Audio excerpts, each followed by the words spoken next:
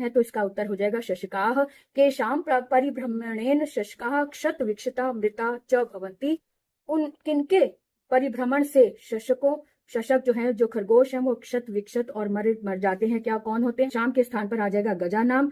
शशक राजा कस्य समीपम गच्छति। शशक राज किसके, कस्य के स्थान पर किसके समीप जाता है? तो हम कह देंगे गजराज। यहाँ पे उत्तर आ जाएगा कस्य के स्थान गजराजस्य। के स्वमतम प्रकाशयन्ति।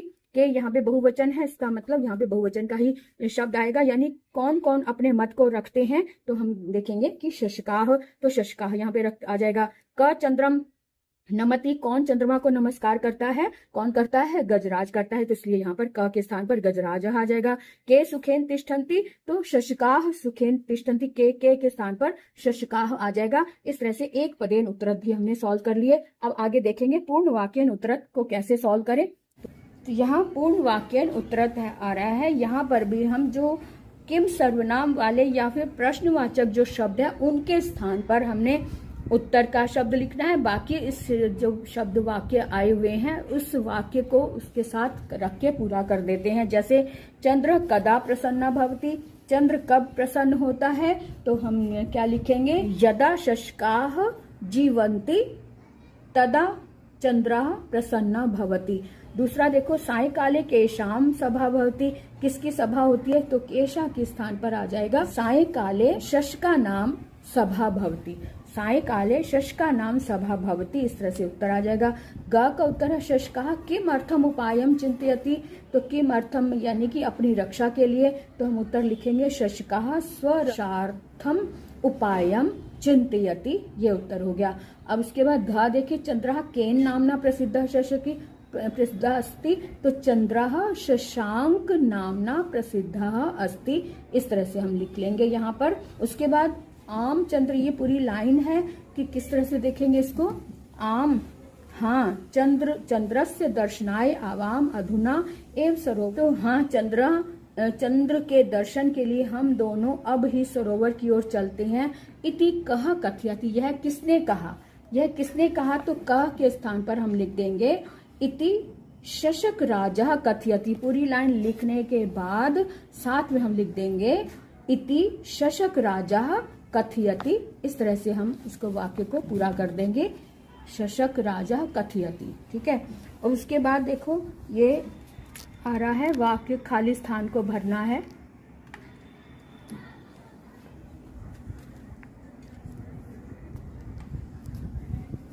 खाली स्थान को भरेंगे। किम चंद्रः सरोवरे। के क्या चंद्रमा सरोवर में तिष्ठति। पहले में तिष्ठति में रहता है। सर्वे शशकाः उपायम। सभी शशकाः उपायम चिंतयति आ जाएगा इसमें, है ना। सायंकाले शशका नाम सभा में क्या हुआ? सभा होती है। तो सायंकाल में सभी खरगोशों की सभा होती है, तो भवति आ गया। शशका सरोवरस्य तीरे शशक जो है सरोवर के किनारे रहते हैं, तो इसलिए निवसंती आ जाएगा। सह गजराजम कथयति। उसने गजराज को कहा, यानी कथयति। इस तरह से इसको हमने फिल कर लिया। अब आगे यहाँ पर दिया हुआ है कि ये रूप दिए हुए हैं, धातु रूप, इनको कैसे इनको भरना है। उदाहरणानुसार निम्नलिखिता नाम पदानाम वचनम पुरुषम च लिखन्तु। तो यहाँ उदाहरण के अनुसार निम्नलिखित पदों को वचन और पुरुष के अनुसार लिखना है। तो तिष्ठन्ति लिखा हुआ, जैसे कि उदाहरण दिया हुआ है चिंतयति। चिंतयति जो है प्रथम पुरुष और एक वचन है, तो और जिसमें दिया हुआ है तिष्ठन्ति है, तो ये भी प्रथम पुरुष का ही है लेकिन बहुवचन है। जीवंती ये भी प्रथम पुरुष है लेकिन बहुवचन है। नमति एक वचन है, प्रथम पुरुष है लेकिन एक वचन है। कथयति भी प्रथम पुरुष है लेकिन एक वचन है। उसके बाद 5 में दिया हुआ है उदाहरण के अनुसार समुचित क्रियापदों को रिक्त स्थान में भरना है। तो जैसे कि गम धातु है, गम धातु का एक वचन गच्छति, गच्छता, गच्छन्ति, इस तरह से है।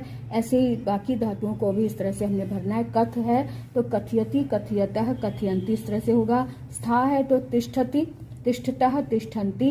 क्री है तो करोमि, यानी कि उत्तम पुरुष का दिया हुआ है, तो करोमि, कुर्वाह और कुर्मः आ जाएगा यहाँ पे। जीव है तो यहाँ जीवंती दिया, यानी प्रथम पुरुष का जीवति, जीवतः, जीवंती हो जाएगा। चल है तो चलावा लिखा, इसका मतलब ये उत्तम पुरुष का है, तो चलामी, चलावह, चलामह, इस तरह से इसके रूप आ जाएंगे। अब आगे देखते हैं। चित्र को देखकर चित्रस्य पंचवाक्यानि लिखन्तु, यानी चित्र को देखकर हमने 5 वाक्य लिखने हैं। तो देख लेते हैं कि 5 वाक्य किस तरह से लिखेंगे। चित्र को अच्छे से देख लो। फिर पहली पंक्ति में हम लिखेंगे अत्र एकम उद्यानम अस्ति। दूसरी पंक्ति में अस्मिन् चित्रे एकः सेवः वृक्षास्ति, यानी कि यहाँ पे सेब का वृक्ष है। अस्मिन् वृक्षे बहूनि सेब फलानि सन्ति। और चौथी लाइन में अत्र बालाः फलानि एकत्रित कुर्वन्ति। और 5वीं पंक्ति में हम लिख देंगे इदम चित्रम आनंददायकम अस्ति, यानी कि जो 5वीं पंक्ति है ये आप कॉमन रूप में किसी भी चित्र में लिख सकते हैं। अगर कोई किसी चित्र से अच्छी अनुभूति होती है तो हम लिख देंगे इदम चित्रम आनंददायकम। अगर किसी चित्र से अच्छी अनुभूति नहीं होती तो दुखदायकम भी लिख सकते हैं आनंददायकम की जगह पर। तो इस तरह से ये चित्र वर्णन हमने सॉल्व किया। अब एक और है आगे, ये प्रश्न दिया हुआ है अधोलिखित पर्याय पदानाम। जो हमने संस्कृत पढ़े थे ना पर्याय पदानाम, तो उनको मिलाना है और मिलाने के बाद इसमें यहाँ पर लिखना है। पदार्थों में पढ़ा था कि गज को संस्कृत में हस्ती भी बोलते हैं, तो गज का हस्ती के साथ मैच किया, यहाँ पे लिख दिया। इसी तरह से पदम यानी चरण, पदम चरण लिख देंगे। और फिर उसके बाद चंद्र को हम शशांक भी बोलते हैं, तो इस चंद्र को शशांक के साथ ऐड किया और यहाँ पे चंद्र शशांक लिख दिया। सरोवराह को जलाशय भी बोलते हैं, इसलिए सरोवर का जलाशय से मैच किया और यहाँ लिख दिया। प्रजा को जनता भी बोलते हैं, इसलिए प्रजा के साथ जनता को लिख कर इस तरह से इसमें मैच करके साथ में लिख देते हैं। तो ये इस तरह से हमारा ये पाठ कंप्लीट हुआ। अभ्यास वर्क भी हमने अच्छे से कर लिया। अब आप इसका अभ्यास करें स्वयं से, यानी सेल्फ स्टडी करेंगे तभी समझ में आएगा वास्तव में कि हमें कितना समझ आया। तो आज के लिए इतना ही, फिर मिलेंगे।